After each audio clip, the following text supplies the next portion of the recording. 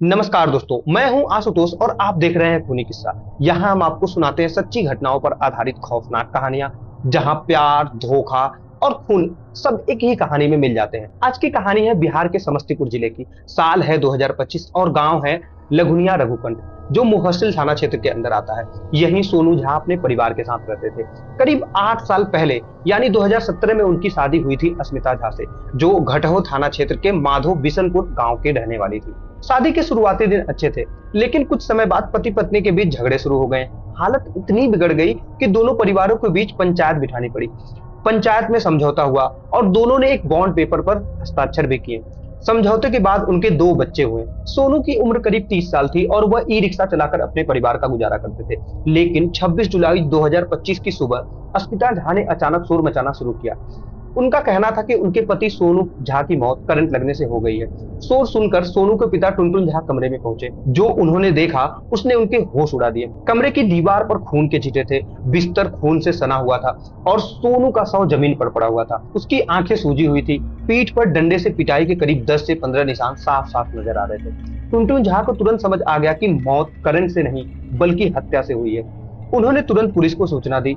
Police मौके पर पहुंची और अस्मिता झा को हिरासत में लेकर पूछताछ शुरू की। सोनू के शव को पोस्टमार्टम के लिए सदर अस्पताल भेजा गया। टुनटुन झा ने पुलिस को बताया कि जब वो कमरे में पहुंचे तब सोनू के शरीर पर सिर्फ अंडरगारमेंट थे। सिर के पीछे गंभीर चोट थी, बाईं आंख से खून बह रहा था और दोनों आंखें पूरी तरीके से सूज चुकी थी और दाहिना हाथ भी टूटा हुआ था। मुंह से खून निकल रहा था, गला घोटने के निशान थे और बाएं हाथ की जगह जली हुई थी। शायद वहीं करंट लगाया गया था। इधर मौके पर मौजूद पुलिस ने मामले की गहराई से जांच करना शुरू कर दिया। जब पुलिस ने अस्मिता झा से सख्ती से पूछताछ की तो उसने एक और नाम लिया, हरिओम। यह वही युवक था जो उनके बच्चों को ट्यूशन पढ़ाने घर आता था। पूछताछ में धीरे धीरे यह सामने आया कि अस्मिता और हरिओम के बीच नजदीकियां बढ़ चुकी थी। जैसे ही हरिओम का नाम सामने आया, पुलिस को यह भी पता चला कि उसे भी किसी तरीके की चोट आई है। संभावना जताई गई कि वारदात के समय वह भी वहां मौजूद था और किसी झगड़े या मारपीट से घायल हुआ है। घटना के तुरंत बाद हरिओम फरार हो गया। पुलिस को जानकारी मिली कि वह किसी अस्पताल में इलाज करा रहा है। अस्मिता की बताई जानकारी के आधार पर पुलिस आरोपी ट्यूशन टीचर हरिओम झा की तलाश में लग गई। उसकी गिरफ्तारी के लिए छापेमारी जारी थी। अस्मिता ने पुलिस को जो कहानी बताई वह कुछ इस तरह थी। उसने कहा कि शादी के बाद से ही रिश्ते ठीक नहीं थे।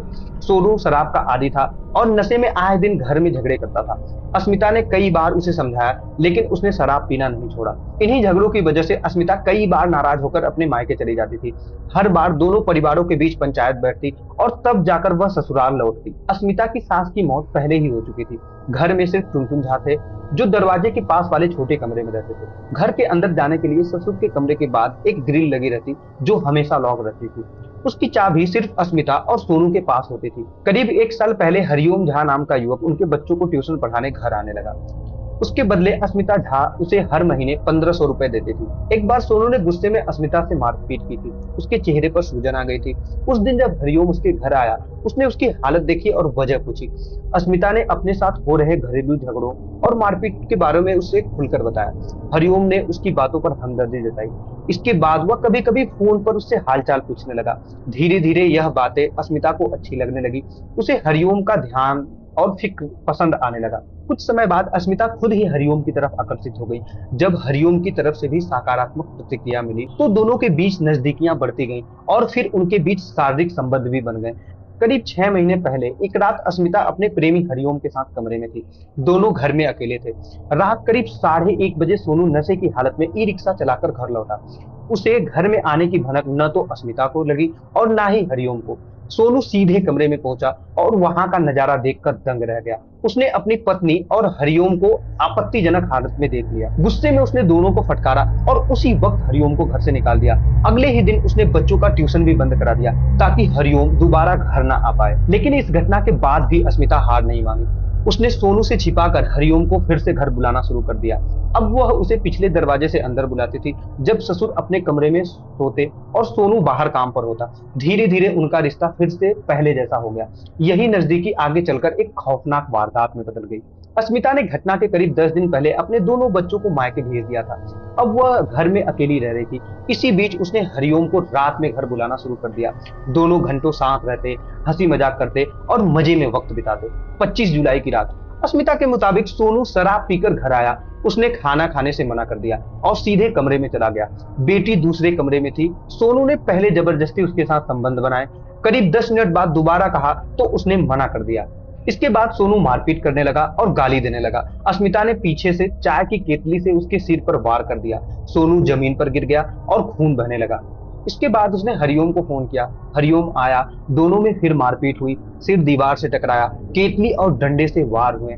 जब लगा कि सोनू मर गया तो मौत पक्की करने के लिए हरिओम ने बिजली का तार लाकर उसके बाएं हाथ और गर्दन में लपेट दिया, गला घोटा और करंट से जोड़ दिया।